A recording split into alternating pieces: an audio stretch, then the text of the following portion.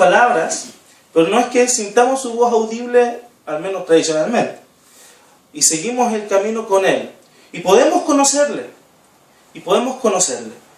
Y mi interrogante siempre ha sido, ¿y cómo conocer al Señor? ¿Y cómo conocer a ese Dios invisible? ¿Cómo ver el rostro de Dios que no ha visto nadie? ¿Cómo ver el rostro de Dios si Dios no tiene rostro, como lo pensamos nosotros? Si Dios no es persona. Si nosotros pensamos en Dios como persona porque somos seres humanos. Pero, ¿cómo conocerlo íntimamente? A Dios que es tan grande, a Dios que es tan profundo, a Dios que es tan misterioso, a Dios que es tan amoroso, con un amor tan gigante.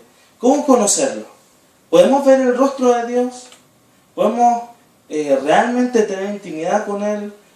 Y respecto de la figura de Jesús, que es el énfasis del mes, ¿podemos conocer a Jesús? ¿Podemos conocer a Jesús realmente en lo cotidiano? ¿Podemos hacerlo? ¿Podemos relacionarnos con ese Dios?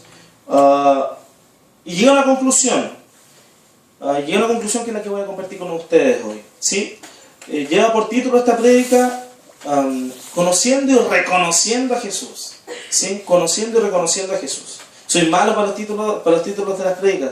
De hecho, los primeros títulos que puse parecían nombres de teleserie venezolana. Así era como sabrosones. Voy a tener que ir evolucionando. ¿Sí? Voy a aprender. Voy a ir poniendo mejores títulos. Pero por ahora, conociendo y reconociendo a Jesús. Ese es el título de la prédica. Y es que claro, probablemente con usted le hablaron de Jesús, usted se habrá preguntado, ¿cómo me relaciono con Jesús? ¿Será posible relacionarse con Dios? ¿Está interesado Dios en relacionarse con nosotros? Y cuando ya estamos en el camino, llevamos en el camino años, siempre pensando, Señor, ¿cómo verte en lo cotidiano? ¿Cómo conocer al Señor en lo cotidiano, en el paso a paso, en el día a día? ¿Cómo ver a Dios en la sociedad? En una sociedad que en realidad le ha dado la espalda a Dios. En una sociedad que en realidad le interesa todo menos lo divino.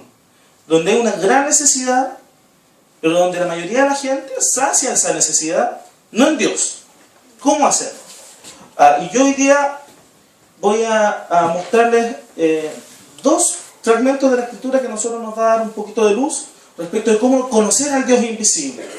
Cómo saber algo del Dios invisible, y son ideas que usted ya ha escuchado.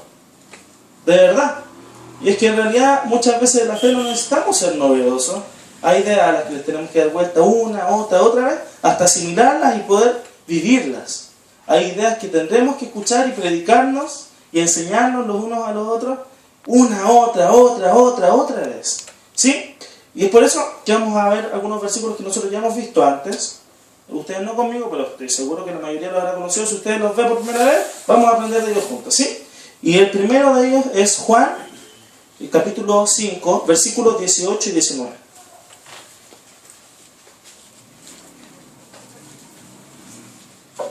El que me interesa más es el 19, pero el 18 le da contexto al versículo. ¿Sí? Usted lo ubica, lo subraya. Rayar la Biblia no es pecado, no le va a caer un rayo desde el cielo. De verdad, es mejor que la Biblia esté rayada por el uso a que esté guardadita, perfecta, inmaculada en la casa. ¿Sí?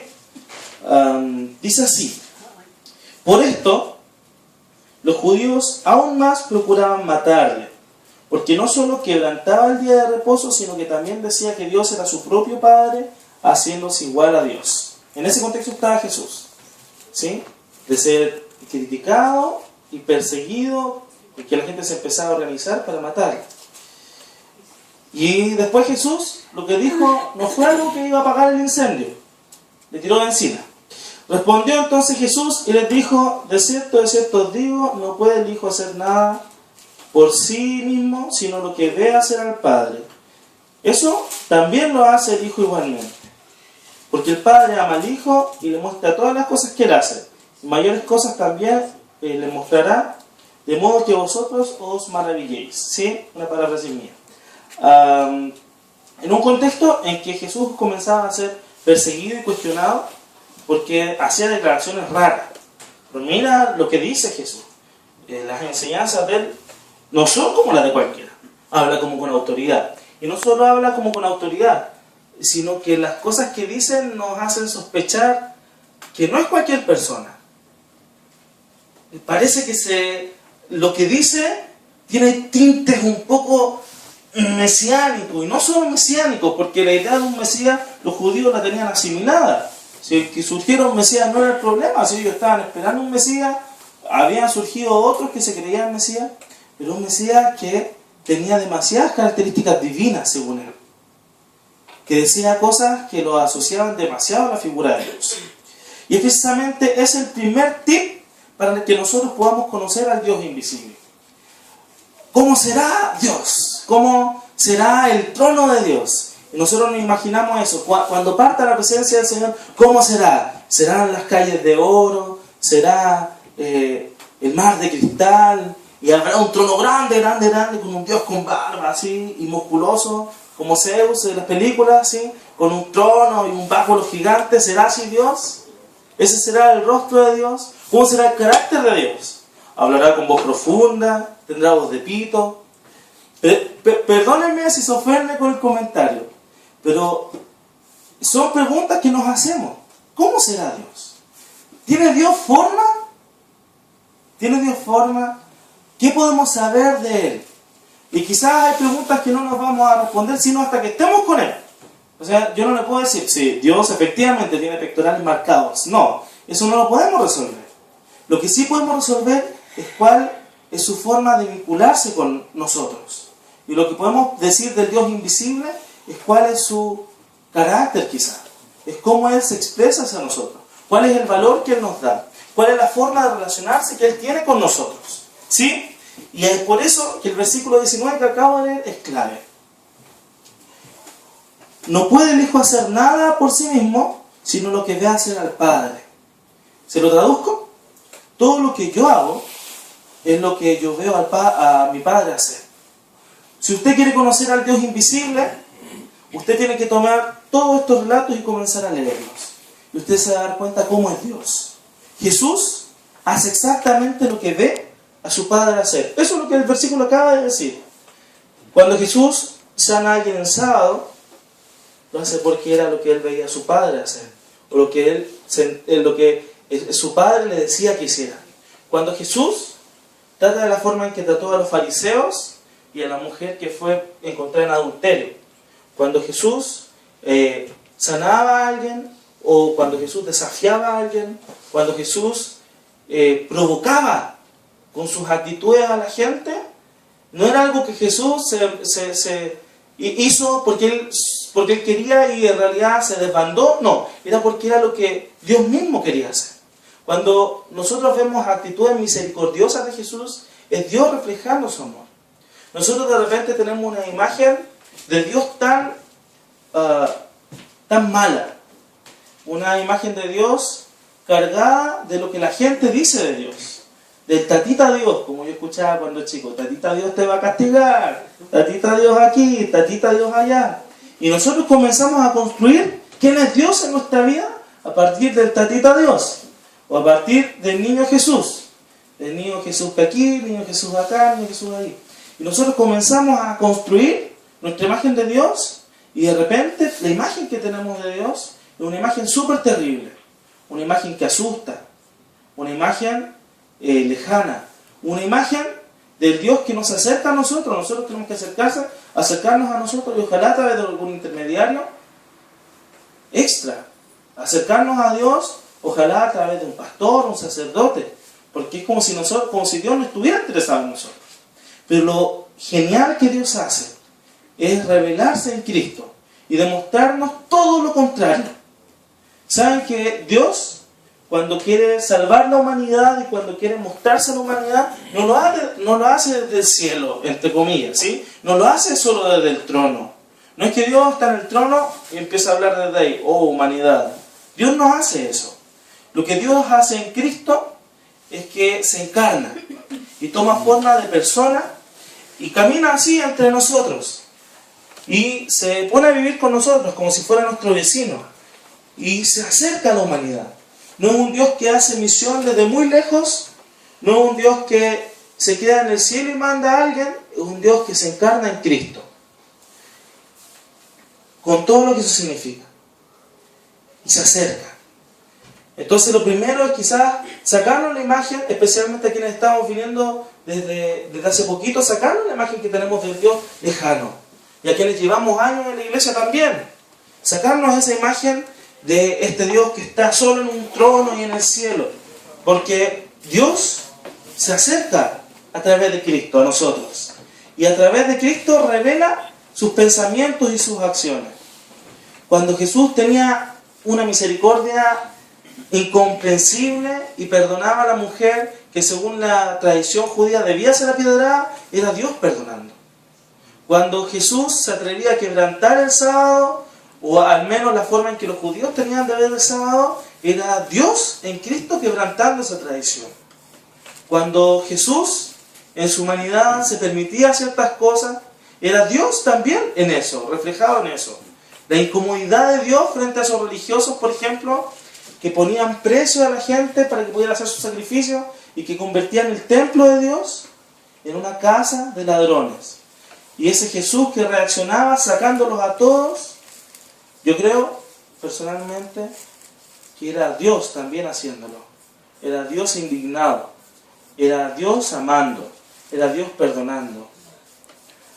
Y cuando nosotros escribimos el Evangelio, no tenemos que pensar a Jesús como un ente o como una persona absolutamente aparte de Dios. Mira, Jesús es súper bueno y cachilupi y genial y misericordioso, y Dios no, porque Dios está en el cielo y está como enojado. No, Dios se revela en Cristo. Si usted está leyendo el Evangelio, si usted lee el Evangelio por primera vez y ve actitudes amorosas y misericordiosas de Dios, eso es lo que Dios es. Es Dios que se revela a través de Cristo, la revelación perfecta de Dios en nuestra vida. Así que, si yo me topara con mí mismo de hace 10 años, yo le diría, ¿usted quiere conocer cómo es Dios? Bueno, físicamente no lo puede hacer, pero sí puede saber cómo es el pensamiento y el sentimiento, si es que nos pudiéramos decir eso, de Dios. Mira a Cristo. Eso es, no es más que eso. Lea el Evangelio y véalo. Ese es el primer tip. Usted está perdido en el tiempo y el espacio y dice, yo quiero conocer a Dios, y está en una búsqueda. Usted está en una búsqueda que lleva hace tiempo y está sin respuesta. Vea los Evangelios. Es por eso que los Evangelios son tan importantes, porque reflejan la vida de Cristo.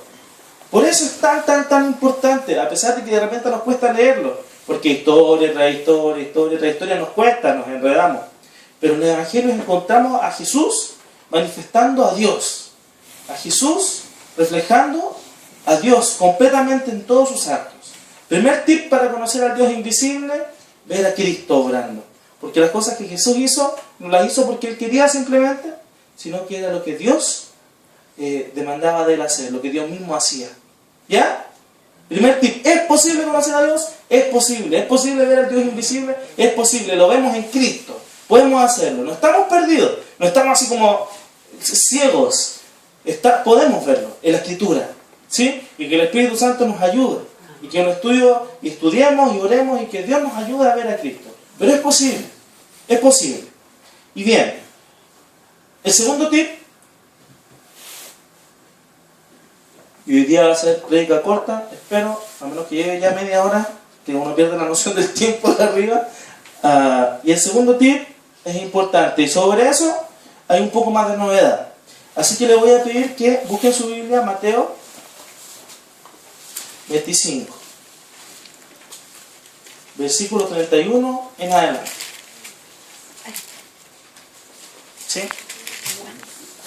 Mateo 25, versículo 31 en adelante. Recuerda, el primer tip, al Dios invisible lo podemos conocer sin duda. Podemos verlo sin duda en Cristo. En el amor de Cristo, en el perdón de Cristo, en la misericordia de Cristo, en la indignación de Cristo, en el desafío de Cristo, en el desafío de la mentalidad religiosa de Cristo, vemos a Dios. ¿Ya? Sí, del 31 en adelante. Capítulo 25, del 31 en adelante. Y dice así: cuando el Hijo del Hombre venga en su gloria y todos los santos ángeles con él, entonces se sentará en su trono de gloria. Y serán reunidas delante de él todas las naciones, y apartará los unos de los otros, como aparta el pastor las ovejas de los cabritos. y pondrá a las ovejas a su derecha y a los cabritos a su izquierda. Entonces el rey dirá a los de su derecha: venid, benditos de mi Padre, heredad del reino preparado para vosotros desde la fundación del mundo. Sobre eso no hay duda, ¿verdad? Dice de nuevo: venid, benditos de mi Padre, heredad del reino preparado para vosotros desde la fundación del mundo. Más allá de la interpretación que demos de esto, habla de algo positivo, ¿sí? Lo positivo. ¿Por qué? Porque oramos mucho, porque cantábamos mucho, porque hicimos muchos hermosos cultos. Nácalas. Dice lo siguiente: porque tuve hambre y me diste de comer, tuve sed y me diste de beber, fui forastero y me recogisteis, estuve dormido y me cubristeis, enfermo y me visitasteis, en la cárcel y vinisteis a mí. Entonces los justos le responderán diciendo: Señor, ¿cuándo te vimos hambriento y te sustentamos, o sedientos y te dimos de beber? ¿Y cuándo te vimos forastero y te recogimos, o desnudo y te cubrimos? ¿O cuándo te vimos enfermo o en la cárcel y vinimos a ti? Y respondiendo el rey les dirá: de cierto os digo que en cuanto lo hiciste a uno de mis hermanos más pequeños, a mí me lo hiciste. ¿Sí? Y el texto continúa igual, solo que en sentido negativo. Después toma al otro grupo y le dice: ustedes me hicieron las cosas bien. ¿Por qué? Porque cuando estuve desnudo no me cubriste, cuando tuve hambre no me diste de comer, cuando tuve sed no me diste de beber. Pero Señor, si te hubiéramos visto, lo hubiéramos hecho, si no somos lesos. Por cuanto no lo hiciste con esto, los más pequeños tampoco me lo hiciste a mí. Tampoco me lo hiciste a mí. ¿Cómo nos habla esto? ¿Cómo nos habla esto? De repente, nosotros tenemos la tendencia de mistificar o de hacer etéreo, vago, cosas del Evangelio que son tan concretas. Y a Dios lo conocemos a través de la oración. Amén. ¿Sí? ¿Amén? Amén. Amén. ¿A Dios lo conocemos a través de la palabra? Amén. Amén. ¿Sí? ¿Y a Dios a través de qué más lo podemos conocer? De lo que dice aquí. Dice lo siguiente: cuando yo estuve pasando por la necesidad, dice, cuando yo estuve, ¿sí? Cuando estuve, no dice cuando ellos estuvieron, cuando yo estuve con hambre, con sed, cuando estuve forastero, cuando estuve pasándola mal, cuando estuve en la cárcel, ustedes suplieron mi necesidad. Y quizás este pasaje es uno de los pasajes que se explican solo, en muchos sentidos, al menos esta parte. Es un pasaje que se explica solo y nos entrega una primera enseñanza. Una primera enseñanza. Como iglesia debemos acudir a ayudar a la gente que está pasando por necesidad. Primera enseñanza, se entrega sola en el texto. Yo no tengo ni que explicar. ¿Sí? Hay que hacerlo. El texto es clarito, clarito. Ay, es que no sabemos si hacerlo porque son acciones sociales y no espirituales, y Dios tan espiritual. Eso es espiritual. Eso es súper espiritual. Darle algo de beber al que está muerto de sed y de comer algo a alguien que está muerto de hambre. Un abrazo al que le está pasando mal. Llorar con el que llora y alegrarse con el que se ríe. Amén. Ayudar al peruano que está en Chile que no tiene trabajo, porque es el forastero, ¿verdad? Sí. Eso. Ayudar al colombiano que está complicado en Chile. Ayudar a todos los hermanos extranjeros o a las personas que están extranjeras y tienen necesidad. Eso es súper espiritual. Amén. Ayudar al que está pasando por la situación de enfermedad complicada, al que está pasando por la enfermedad evidente y al que está pasando por la enfermedad que no es evidente. Eso es súper espiritual, y lo que el texto nos dice, ni siquiera tengo que explicarlo, es que debemos responder a esa necesidad. Lo otro, ya hay que explicarlo un poco. Dice que por cuanto se lo hicimos a eso, se lo hicimos también ¿a quién? A Jesús. ¿Sí? ¿Usted quiere relacionarse con Jesús? ¿Usted quiere bendecir, tener un vínculo con Dios más potente? ¿Usted quiere profundizar su relación con Dios? ¿Usted quiere de verdad vivir el Evangelio? ¿Usted quiere ver el rostro de Jesús? Amén. Salga a la calle y vea la necesidad. Salga a la calle y vea la necesidad. No es tan difícil. Y hay que orar mucho. Hay que leer la Biblia mucho. En la Biblia conocemos a Jesús y por lo tanto conocemos al Dios invisible. que se refleja en Jesús. Pero hay cosas tan prácticas, hermano, tan prácticas. Esta fue una enseñanza que en algún momento yo escuché del pastor Ricardo y a mí me marcó esto que estoy compartiendo con ustedes, este fragmento. Nosotros podemos profundizar nuestro vínculo con Jesús sirviendo a los demás. Nosotros podemos ver el rostro de Jesús en los necesitados. Amén. Y por cuanto se lo hicimos, por cuanto le dimos un café al que estaba pasando mal en urgencia y un pan al que tenía hambre, por cuanto oramos por los que estaban esperando atención, amén, por cuanto ayudamos al extranjero que está complicado en nuestro país, invitamos a la iglesia al que la está pasando mal, por cuanto ayudamos al que estaba realmente complicado, nosotros le hicimos esto a Jesús y nos estamos relacionando con Él. Yo he conocido, y con esto voy terminando, a muchas personas que siempre se han sentido incompletas en su vínculo con Dios.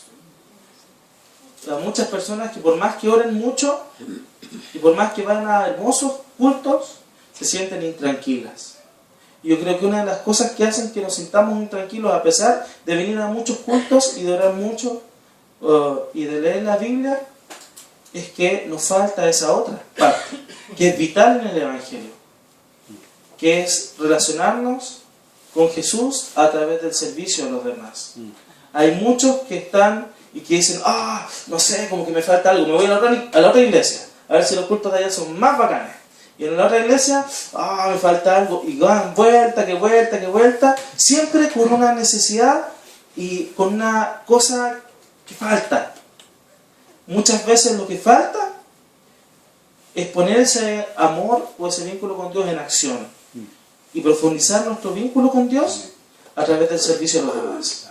Yo sé que apostar no es cristiano, pero si lo fuera, yo podría apostar, no sé, lo más preciado que tengo a que usted comienza a hacerlo, a que si usted de verdad comienza a servir a los demás y a ver a Jesús en las demás personas y a entregarse por esas personas, usted va a profundizar su relación con Dios. Y ahí va a tener un crecimiento espiritual mayor.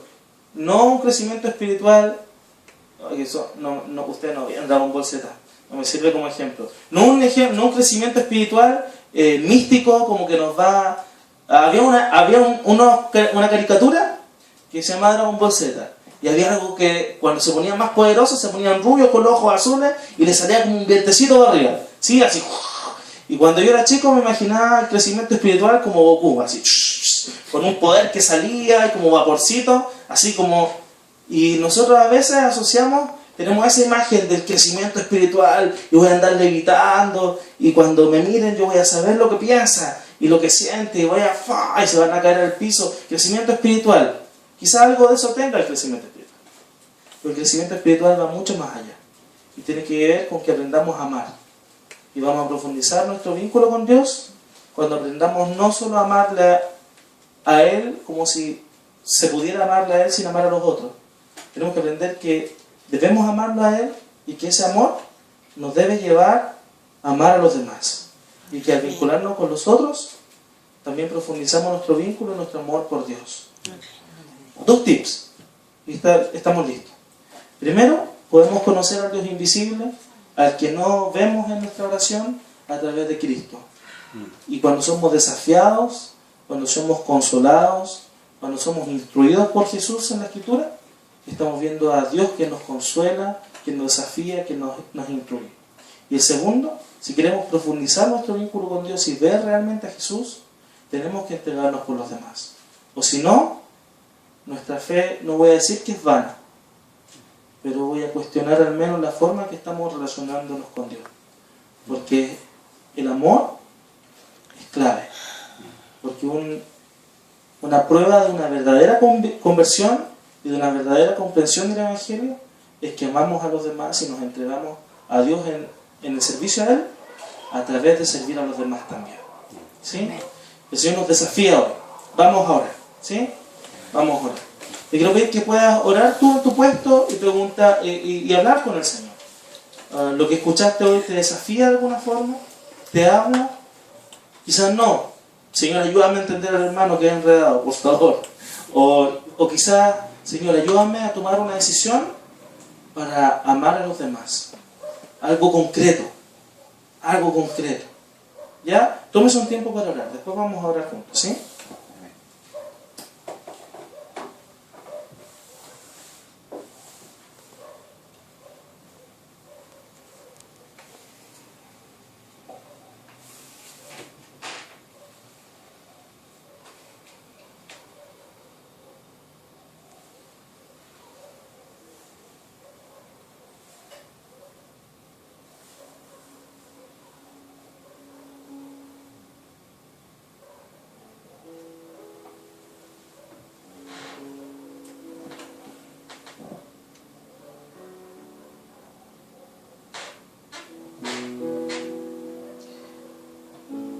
Padre bueno, ¿cuántas veces yo me he preguntado cómo conocerte más, Señor? Y cómo relacionarme más profundamente contigo. Y yo sé que quienes están acá también, por eso están acá. Amén. Yo sé que aquí hay gente que quizás ha buscado durante muchos años y no ha encontrado la respuesta que esperaban. Quizás acá hay gente que lleva años en la iglesia y que tiene inquietudes profundas que están sin respuesta. Y sé también que hay gente que te ha conocido y que eso ha transformado sus vidas, Señor. Y te quiero pedir que mires la necesidad que tenemos todos. Sin ti estamos tan, pero tan perdidos. Y sin que tú nos levantes estamos liquidados, Señor. ¿Cómo vivir la fe si tú no haces algo en nuestra vida, Señor? Estamos necesitados profundamente de ti. Mira, Señor, la necesidad que tenemos de conocerte y ábrenos las Escrituras, Señor. Haz una obra con tu Espíritu Santo en nuestro interior y haz una obra completa en nosotros para que podamos desear abrir tu palabra y leerla. Y ayúdanos a buscar ayuda en ti y en los demás para estudiarla juntos y aprender más de ti y conocerte. Y que conocerte, Señor, sea la respuesta para la depresión, para enfrentar la enfermedad, para enfrentar las deudas, para enfrentar la soledad. Que conocerte sea la respuesta para mirar sin prejuzgar, para perdonar. Que conocerte sea la respuesta para amar a nuestros hermanos, a pesar de que muchas veces no nos dan muchas ganas de amarlos, Señor. Que conocerte sea la respuesta para encontrarle sentido a nuestra vida y que no andemos vagando por ahí, Señor, buscando en cualquier cosa, como ovejas sin pastor. Y te quiero pedir que tú nos puedas mostrar,